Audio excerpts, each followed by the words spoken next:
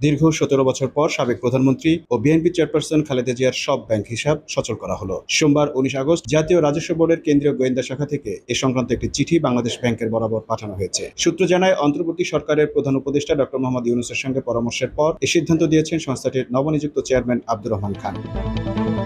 তত্ত্বাবধায়ক সরকারের শাসনামলে ২০০৭ সালের ২৫ এপ্রিল শেখ হাসিনা ও খালেদা জিয়ার ব্যাংক হিসাব তলব করেছিল এনবিআর এর গোয়েন্দা শাখা। পরে একই বছরের শেষের দিকে তাদের ব্যাংক হিসাব জব্দ করা হয়। পরে শেখ হাসিনা ও পরিবারের সদস্যদের ব্যাংক হিসাব উন্মুক্ত করা হলেও খালেদা জিয়ার গুলো আর উন্মুক্ত করা হয়নি। আওয়ামী লীগ ক্ষমতায় আসার পর বহুবার এনবিআর এ খালেদা জিয়ার ব্যাংক হিসাব সচলের আবেদন করলেও তা করা হয়নি।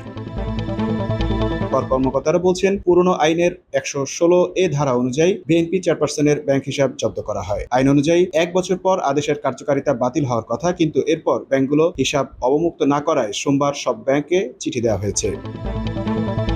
দীর্ঘ ১৭ বছর পর সাবেক প্রধানমন্ত্রী ও বিএনপি চেয়ারপারসন খালেদা জিয়ার সব ব্যাংক হিসাব সচল করা হলো। সোমবার ১৯ আগস্ট জাতীয় রাজস্ব বোর্ডের কেন্দ্রীয় গোয়েন্দা শাখা থেকে এ সংক্রান্ত একটি চিঠি বাংলাদেশ ব্যাংকের বরাবর পাঠানো হয়েছে। সূত্র জানায়, অন্তর্বর্তী সরকারের প্রধান উপদেষ্টা ডক্টর মোহাম্মদ ইউনূসের সঙ্গে পরামর্শের পর এ সিদ্ধান্ত দিয়েছেন সংস্থাটির নবনিযুক্ত চেয়ারম্যান আব্দুর রহমান খান।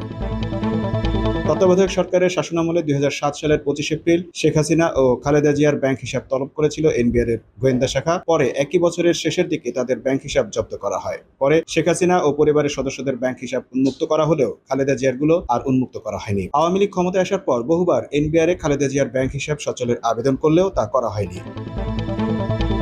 কর্মকর্তারা বলছেন, পুরনো আইনের ১১৬ ধারা অনুযায়ী বিএনপি চেয়ারপারসনের ব্যাংক হিসাব জব্দ করা হয়। আইন অনুযায়ী ১ বছর পর আদেশের কার্যকারিতা বাতিল হওয়ার কথা, কিন্তু এরপর ব্যাংকগুলো হিসাব অবমুক্ত না করায় সোমবার সব ব্যাংকে চিঠি দেওয়া হয়েছে।